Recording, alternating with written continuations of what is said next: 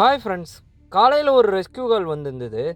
அவங்க வீட்டுக்கு பக்கத்தில் செங்கற்கள் அடுக்கி வச்சுருக்கோம், அந்த செங்கற்களுக்கு அடியில் பாம்பு பூந்துருச்சு, நாங்கள் பார்த்துட்ருக்கோம் அப்படின்னு சொல்லி கூப்பிட்ருந்தாங்க. அங்கே போய் பார்த்தோம், நிறைய செங்கற்கள் அடுக்கி வச்சுருந்தாங்க. அந்த செங்கற்கள்லாம் கொஞ்சம் கொஞ்சமாக கிளச்சோம். அந்த செங்கற்களை கிளச்சி பார்க்கக்குள்ளே உள்ளே இருந்தது ஒரு கொம்பேரி மூக்கன் பாம்பு, அதாவது ப்ரௌன் பேக் ஸ்னேக்குன்னு சொல்லுவாங்க. இது மரத்தில் வாழக்கூடிய பாம்பு, இது மரத்தை சார்ந்து இருக்கக்கூடிய பாம்பு.